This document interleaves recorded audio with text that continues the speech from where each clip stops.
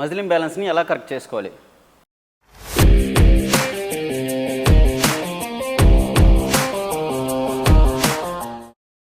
Hello people, మనం రీసెంట్గా ఒక షార్ట్ చేసాం మజిల్ ఇంబ్యాలెన్స్ గురించి. దానికి ఒక 100 లైక్స్ వస్తే మజిల్ ఇంబ్యాలెన్స్ గురించి డీటెయిల్గా ఎక్స్ప్లెయిన్ చేస్తానని చెప్పాను. First of all, muscle imbalance ఉందని తెలుసుకోవడానికి కొన్ని సిమ్టమ్స్ ఉంటాయి. ఒకటి, అసిమెట్రికల్ స్ట్రెంత్ ఆర్ అపిరెన్స్. ఒక సైడ్తో కంపేర్ చేసుకుంటే ఇంకొక సైడ్ అనేది చూడటానికి స్ట్రాంగర్గా, బిగ్గర్గా ఉంటుంది. Second one, pain or discomfort. ఎటు సైడ్ అయితే మజిల్ ఇంబ్యాలెన్స్ ఉందో అటు సైడ్ జాయింట్స్లో, మజిల్స్లో పెయిన్ అనేది ఎక్కువగా ఉంటుంది. And limited range of motion. Limited range of motion అంటే ఎటు సైడ్ అయితే మజిల్ ఇంబ్యాలెన్స్ ఉందో అటు సైడ్ మజిల్స్లో టైట్నెస్ ఉండటం వల్ల రేంజ్ ఆఫ్ మోషన్ అనేది తక్కువగా ఉంటుంది. And postural issues. Postural issues అంటే షోల్డర్స్ ఇలా రౌండ్గా ఉండటం, అన్ఈవెన్ హిప్స్ అండ్ నెక్ ఇలా ఫార్వర్డ్ అయి ఉండటం, ఇవన్నీ మజిల్ ఇంబ్యాలెన్స్ సిమ్టమ్స్. ఇందులో కామన్గా ఉండే మజిల్ ఇంబ్యాలెన్సెస్ ఏంటంటే, first one upper cross syndrome, second one lower cross syndrome, third one unilateral imbalance. Upper cross syndrome అంటే tight chest, upper traps, weak neck flexors, lower traps. Lower cross సిండ్రోమ్లో tight hips, lower back, weaker glutes and abdomen. Unilateral imbalance అంటే ఒక సైడ్తో compare చేసుకుంటే ఇంకొక side అనేది over developed అయి ఉంటుంది. దాన్ని యూనిలాటరల్ ఇంబ్యాలెన్స్ అని అంటారు. ఈ మజిల్ ఇంబ్యాలెన్స్ని ఎలా ఓవర్కమ్ చేయాలంటే, ఫస్ట్ మిమ్మల్ని మీరు అసెస్మెంట్ చేసుకోండి. అంటే మిమ్మల్ని మీరు అబ్జర్వ్ చేసుకోండి. మీకు మజిల్ ఇంబ్యాలెన్స్ ఉందనిపిస్తే కనుక అద్దం ఎదురు నుంచొని ఎడ్ సైడ్ వీక్గా ఉందో, ఎడ్ సైడ్ స్ట్రాంగ్గా ఉందో మిమ్మల్ని మీరు అబ్జర్వ్ చేసుకోండి. లేదు మా వల్ల కావట్లేదు, మేము అబ్జర్వ్ చేసుకోలేకపోతున్నాం అంటే కనుక ఎవరైనా ప్రొఫెషన్ అడగండి. నాకు ఇలా మజిల్ ఇంబ్యాలెన్స్ ఉన్నట్టు అనిపిస్తుంది, ఎడ్ సైడ్ వీక్గా ఉందో, ఎడ్ సైడ్ స్ట్రాంగ్గా ఉందో చెప్తారా అంటే వాళ్ళు చెప్తారు. దాని తర్వాత ఏం చేయాలి?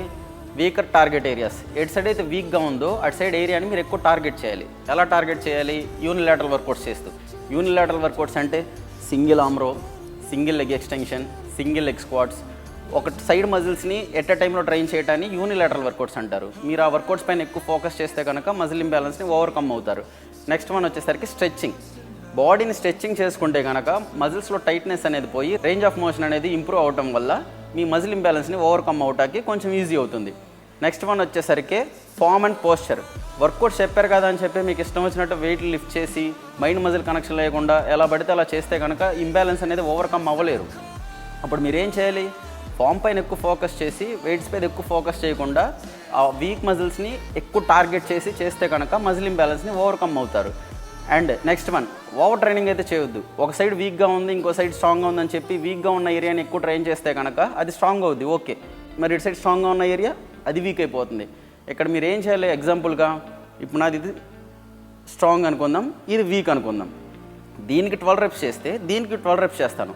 ఈ హ్యాండ్ వీక్ కాబట్టి ఇంకో 2 రెప్స్ ఎక్స్ట్రా చేస్తాను. 12 కాకుండా ఇంకో 2 నుంచి 5 రెప్స్ ఎక్స్ట్రా చేస్తే కనుక ఆ మజిల్ ఇంబ్యాలెన్స్ అనేది ఓవర్కమ్ అవ్వచ్చు. ఇక్కడ మీరు గుర్తుపెట్టుకోవాల్సింది ఏంటంటే, మజిల్ ఇంబ్యాలెన్స్ అనేది జెనెటిక్స్ పైన డిపెండ్ అయి ఉంటుంది. మీరు ఎంత ట్రైన్ చేసినా మీ జెనెటిక్ అనేది మారవలేరు. ఇప్పుడు నేను 7 ఇయర్స్ నుంచి ట్రైన్ చేస్తున్నాను. ఒక బైసెప్ ఎక్కువ ఉంటే ఒకటి తక్కువ ఉంటుంది.